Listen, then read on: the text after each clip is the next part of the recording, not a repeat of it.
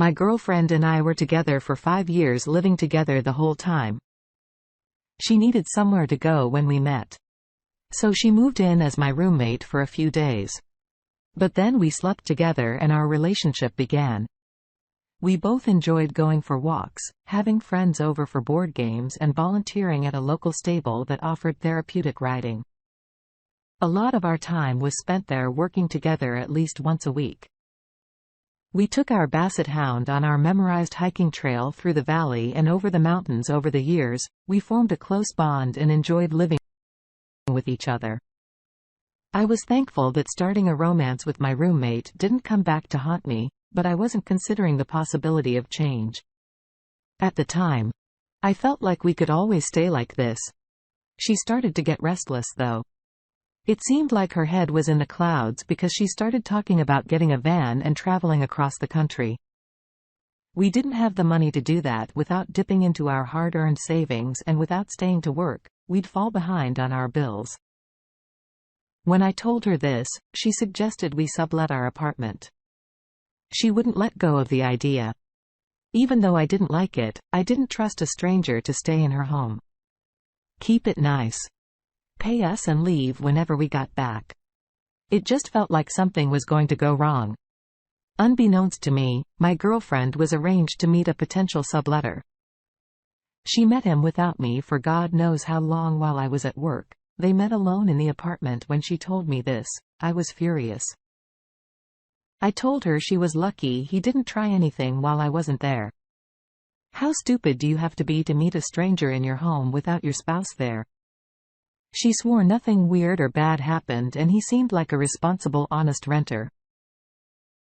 He even worked in the same building as her. I couldn't believe this, but I decided to go along with my girlfriend. She wanted us to buy a van and go on a trip so bad. It was like her life depended on it. So I got off work early one day and bought a van for us. I got her flowers and a card that basically said she could tell the subletter to move in, and I'd love nothing more than to travel with her. As I drove through the parking lot, I saw her leaving the rental office with a man I assumed to be the subletter. They were smiling ear to ear and then kissed passionately. I had to jerk the wheel to avoid clipping a parked car. This was supposed to be our subletter, and it just caught my girlfriend kissing him. I hadn't even told her I was ready to do this. She just went ahead and did it anyway. I was furious and shaking when I got out of the van holding the flowers and card carelessly. My girlfriend noticed me and her face went from pleased and happy to scared. She rushed over to me asking if this was our new van. One look at AP and I instantly got the feeling that he thought too highly of himself, had a lot of money, and didn't care that he was kissing my woman and intruding on my life. I told her it was my new van because I just saw her kissing our subletter. AP gave us space while she tried to downplay what I just saw. I told her there was no excuse for it and threw the flowers and card at her. She picked it up, started reading it, and then sobbing. It was like the card van and me standing in front of her snapped her out of whatever delusion she was feeding herself.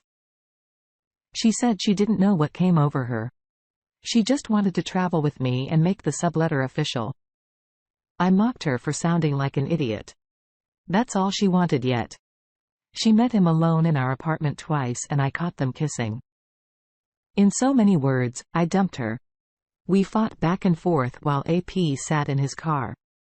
But I don't remember what we said. I just remember how betrayed I felt. My girlfriend got smart with me when she realized I wouldn't forgive her for this. She said she didn't have to leave because her name was on the lease, but that she would give me some space to get over what just happened.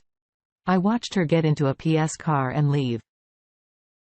I went inside the apartment in some kind of zombie-like trance and felt like it belonged to someone else. I didn't want to be here anymore, and I couldn't stay with my girlfriend after how she just defended herself for seeing another man. I looked at the van I just bought and decided what I was going to do. I packed all my stuff, everything, and fit it into the van. I divided it into my essentials, stuff to sell and stuff to keep. I put my apartment key under the mat, carried my Basset Hound to the van and left. 2 weeks later, I remembered my ex saying that AP worked in the same building as her. It wasn't hard to find the information I needed and send an email to my ex-boss. She replied less than a week later, thanking me for bringing this violation of company policy to her attention. AP and my ex were fired for dating in the workplace. She tries calling me and texting me pitiful cheater words. But I know she was just one of the many people I'm destined to meet. She wasn't even mad at me for getting her fired. She just wanted me to come home as much as her betrayal hurt. She was the one that encouraged me to bind the van and travel. I hope anybody reading my story doesn't let anyone or anything hold you back from being happy or content with life. Seems like your girlfriend started this whole thing because she was restless and obviously going through something. But she never tried to talk to you about the root of her problems. Maybe you both could have the opportunity to repair the relationship if she would have had a little self-control, respect and patience until you guys got out on the road. As devastating as this was, she proved that she could not control herself or be the woman. You needed her to be talking things out could have been the way to save this relationship. But it takes two mature people to do that. Starting a secret relationship, to fix whatever you're feeling, is not the way to resolve issues. The best thing anyone can do is talk to their spouse. Honestly, the person they should count on more than anyone else. I wish you all the best and hope you can recover from this. Now, let's get into our second story for today. My wife, 35 female and I 38 male, were married for 3 years. Our marriage was greatly influenced by our parents. Her parents were desperate for grandchildren, so seeing as she was their only child and she never had a long-term boyfriend, they took matters into their own hands. They knew my parents from church and my parents were also growing impatient with me. I hadn't had a girlfriend for longer than a year and I never considered having children with anyone. My parents were getting old watching the clock tick by when they were approached by my future in-laws. The 4 of them arranged a blind date for us. She was pretty heavy-set, but I wasn't one to judge based on appearances. It was pretty clear that she had self-confidence issues and didn't expect to get married. She was brutally honest on our first date and didn't bother trying to hide who she was. I admired her for that.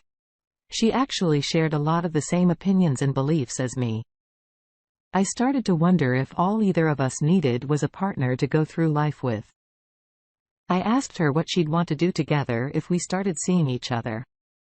She said she loved to paint. So that became our hobby together. Just a month later, our parents planned our wedding. Our relationship wasn't bad, but I hardly knew her. So I guess I should have stopped it. I just wanted to make everyone else happy. I made it my personal goal to build my wife's confidence and better our lives together. I wasn't in shape either. So I thought it would be great for us to start active hobbies together. We bought bikes, but she only went on a couple rides with me before making excuses. Every time she said her knees hurt, we started walking around our neighborhood, but she got sunburn once. So she stopped going out on sunny days. 3 years later, we were still together. I could tell that we both changed in some good ways. But I admit I could only handle a few hours at a time with her before I started to feel weird. She made me feel like what I said was a waste of time and whatever I suggested we do together was lame. When she told me she was joining the yoga class, I was skeptical. She said it was the perfect way for her to get in shape. I asked if I could do it with her and she hesitated before saying no. She wanted this to be her time to think and work on herself. I arranged for a friend of mine to wait in our neighborhood for my wife to leave so he could follow her. He called me when they got to a cafe. My wife was meeting a man over coffee from what he could tell. It seemed like this was their first date. I was nauseous. What I worried about for so long was becoming reality. This whole marriage was a terrible idea. I decided not to confront her that night. My friend sent me a picture of them sitting at a table. I just plugged in my phone and went to sleep. 4 days later, I told my wife I was going to work at the same time as her yoga class. but I just parked my car down the street to get into my friend's car. We followed her at a distance until she got to the bowling alley. She greeted AP with a kiss on the lips. I was shocked to see her this way. She was wearing a fur dress and I could tell she had gained confidence since we first met, probably because of my emotional support and love. Yet here she was using her newfound confidence to kiss and date another man. My friend and I jumped out of the car to confront them. She stopped kissing him and turned her head to see me. She started hyperventilating and got defensive as she accused me of following her. I think she was just extremely remorseful and embarrassed. I think our marriage meant more to her than she cared to admit because it would have made the moment unbearably painful. I just told her she was cheating on me. So we were over. It sounded weird because I couldn't think straight. She just went inside with AP and got in line to get bowling shoes. She was trying to make it seem like nothing happened. That's when I got angry. I trusted her and accepted her as my wife.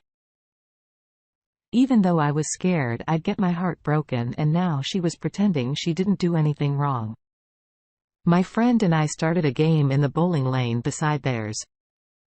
I made it extremely awkward for them by staring as they bowled like idiots. I couldn't decide what to do. So I just did the first thing that came to mind. I ordered nachos and threw them on my ex's head. She screamed and whined, and boulders around us were very amused. AP told my nacho-covered ex that he was going to see other people and left. It was extremely satisfying to follow my friend out of there without regard to my ex getting the cheese out of her hair. I filed for divorce and it was a nightmare for our parents. I felt worse for them than myself, but I was glad we didn't have kids together. She tried calling me and even talking to me in person, even though she said extremely intimate and honest things like giving me credit for her maturity and growth. It didn't matter to me. She still had growing up to do because she cheated on me. I did what I could for her, but I wanted the opportunity to meet someone else. It's been years since this happened, and I'm happy to say that I were married and had children with my new wife. My parents are happy grandparents and I have a wife I can be proud of. The only reason she started seeing and kissing another man is because she was selfish. She didn't consider how you would feel or the fact that you were her husband. You were the one that encouraged her and helped to build her self-confidence. As soon as she grew bored with the relationship, she sought out someone to cheat on you with instead of talking to you about how she felt. I'm glad to hear that you've had children with your new wife and made your parents happy. Their intentions were pure, but the woman they encouraged you to marry didn't take you or herself seriously. Thank you all for taking the time to listen to today's stories. If you enjoyed listening, please feel free to like and subscribe. If you haven't already. Also comment below with your thoughts on what happened. If there is a story you would like to share with me about your own situation or someone else's, then please do not hesitate to contact